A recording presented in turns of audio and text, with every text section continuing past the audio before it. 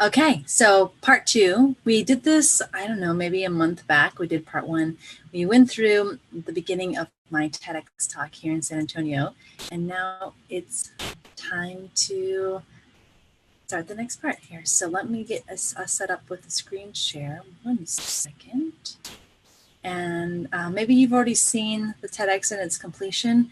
Of course, the reason I'm doing this is because I find that there's so much that I wanted to say that I couldn't say in that time that I had, and it's worth saying. So let's get us to doing this, and what I'll do is I'll try to go back and forth so you can see my face when I make the pause. There I am. That was last fall, and let's see what happens here. Touch is one of the 5 fundamental love languages described by Dr. Gary Chapman in his seminal book, The 5 Love Languages.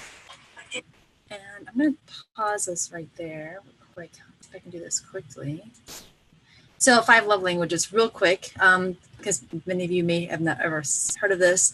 Go Google 5 love languages. You're going to find the 5 love languages are touch, acts of service, gifts, words of encouragement, and quality time. And so all of us have, according to Dr. Gary Chapman, a love language that really connects with us. Like we have a primary and a secondary.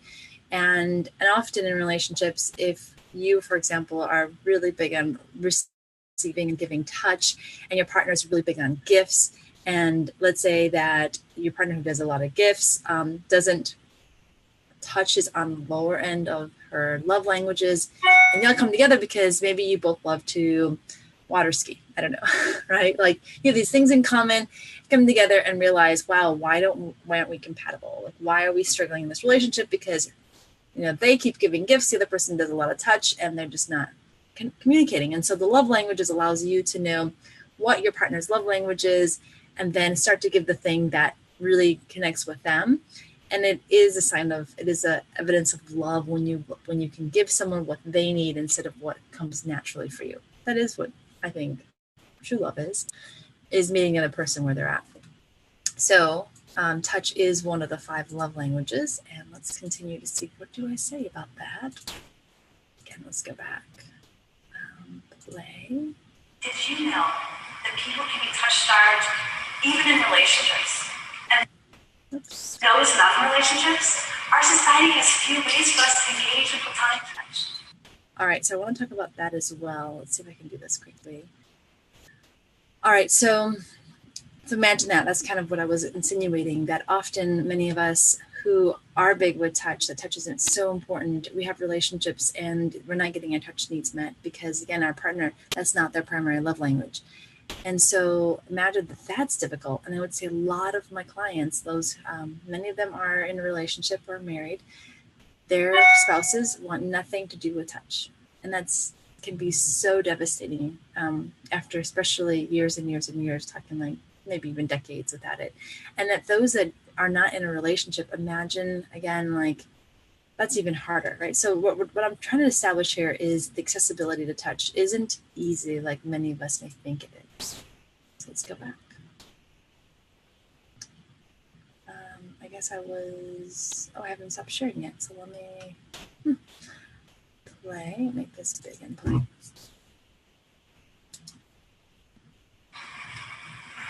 It's not uncommon for my clients to tell me, hey, so I'm not going to tell anyone I was here, but the majority of my clients don't want anyone to know that they see me. Shame. So let's talk about that. This is a really big shame in my mind when I think about how stigmatized this service. I mean, of course, it's still brand new, and I, I understand. Back in the day, 30, 40 years ago, getting a massage was really stigmatized, and that was, you're getting naked and someone's touching your body. Oh my goodness, right? And so yes, we're at a place right now that intimacy and touch, when we bring those together, even if it's not sexual, has a lot of stigma to it. And so, right, clients are always telling me, like, this is confidential, right? They'll just check in and make sure. If I see you on the street, I want to acknowledge that I know you because, again, I want to honor that confidentiality. I do share stories of my experiences with clients, but I don't share names. I don't share, who these people are. Again, in public, I don't know you, and that's I think that's just that's good. I think that's right. And at the same time, again, most clients can't tell their friends, they can't tell their relationships, significant others, they can't tell their family, they can't tell their children, adult children, that they see me. It's difficult, because I think a lot of us don't want to acknowledge the fact that, like, I need this. And it's really ridiculous. I mean, if you love hugs and you don't get them anymore, let's say you go a year, 2, 5, 10, and you can't get the hug, like you can't get touch and affection, I think that we should be screaming from the top of our roofs, like, this isn't okay. Like, this is essential for our survival, our well-being, our hearts. And not that I'm asking like people just go out and get hugs, like that's not consensual, but like when we have a service like what I provide, yes, awesome, like this should be accessible for you, for everyone. So let's go back and keep seeing what else do I have to say. I hope that you appreciate this back and forth. There was it was recommended that I do this, so I hope that it's something that's meaningful for you. Wait, hold on a second. There we go. All right, now to play. The feeling that something is wrong with me, with you, us, is pervasive.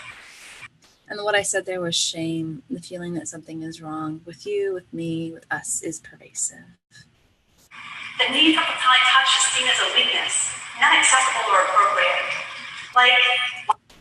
So let's talk about that. How platonic touch is seen as a weakness. Again, there's this idea that like you should be strong. You don't need to have affection and meet those heart needs and be seen and held and touched. Again, touch has been stigmatized. It's seen as sexual. It's seen as infantile, right? Like, yes, you touch babies, you touch children, but you grow out of it. Like, you grow up and you don't need it anymore. And especially when you become an adult, it's like, we think it's like it's sexual. So like, it's an accessory to your life, right? It's just like a thing that hope you get it. But that's not the truth about touch. Our skin is, and I'm giving a little preview. It's the last sensory experience in this life. This is the thing that we have. And I mean, all the skin that we have was created to be experienced and touched and to be, there's a lot of information we can get through our skin. So, yeah, it's seen as you're weak if you need that affection. That's a tragic thing. That just breaks my heart that our society is like that. So let's keep going here. Why should I pay for something that should be free? Wow, okay, that's a big line right there. Why should I pay for something that should be free? Let's go through that real quick. We're ashamed of our loneliness. It's going through there. All right, so I said there, why should I pay for something that should be free? Now, this is the part where I'd like to challenge all of you who think that more of the feminine arts, if we say the nurturing, the things that are done in the home, often we just devalue those things and we don't think they should be paid for. And that's why we see entire U.S. society as being one that when a person has a baby and they need to stay home, or they need 6 weeks or whatever, it's unpaid, or 3 months, or however long. In other countries, those are paid services, because we realize the value of raising healthy human beings on this earth. And so it makes sense that people think, well, you're just holding, cuddling, you're just providing that very maternal or nurturing touch, and why should I pay for that? It's like, why I wouldn't pay my mother to hold me, or pay my my parents to give me hugs. Like, we just don't value that maternal, that nurturing, feminine kind of work. Now, if I were to come and build out your deck in the backyard, you pay for that. You'd be like, absolutely, that is a need in my life. Is it a need? I don't know, a deck is a thing or not, but like, that makes my life better. How much more touch? I mean, again, there's a health crisis around touch deprivation and our skin hugger. And so why not pay for it? Well, how is this a weakness? This is part of our human condition. We need touch. So it needs to be valued more than it is. I think I'm going to go back just a tad because I think I missed a part. Let's see. Of our loneliness. We're ashamed of our loneliness. We feel impotent to be able to meet our touch needs. We're ashamed of our loneliness and we feel impotent to meet our touch needs. And I think that's where I'm ending it for this time. Let's go back to stopping the share. We're afraid of our loneliness and we feel impotent to meet our touch needs. So then there's this other side of all of this, which is like, we are really afraid of our loneliness. That's why many of us rush into relationships. That's why we stay in terrible relationships. We don't want to be alone, and we weren't created to be alone. That's the other part of all of this. We were meant to be in community. We were meant to be with each other, to support each other, to love each other, to feel safe with each other and trust each other. And then on that's human. If that's what you're feeling, you're not alone. That is exactly how you were created, to be connected with people, not to be codependent or dependent on each other, being interdependent, but we need each other for these connections. That's what keeps us healthy. And then we feel impotent to get those touch needs met. So we have these needs that we're just like, ugh, feels empty. And then, gosh, so how do I do it? Like, where do I even begin? So that's the next part too. And I talk about how to begin. And really a great place to begin is by learning how to get these skills with a professional. Many of us have social anxiety, have depression, have disconnection, have dysfunctional families, have never truly learned how to communicate in a family, how to get touched. Maybe we're dealing with childhood issues of no touch or abuse or trauma. And hopefully you're seeing a professional counselor or social worker to work through that stuff.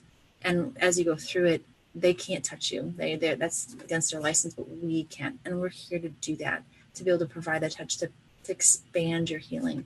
And if that's not specifically you're not in a chronic situation, just touch just feels good.